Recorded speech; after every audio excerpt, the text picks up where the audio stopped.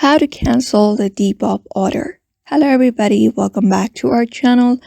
Today in this video we will guide you through on how we can cancel the Depop order. But before that, don't forget to hit that like, share and subscribe icon, and also turn on the notification bells to get updated about our latest videos. So in order to do so, you may just directly launch the Depop application onto your device and go to the profile of your account and directly head over to the purchases section.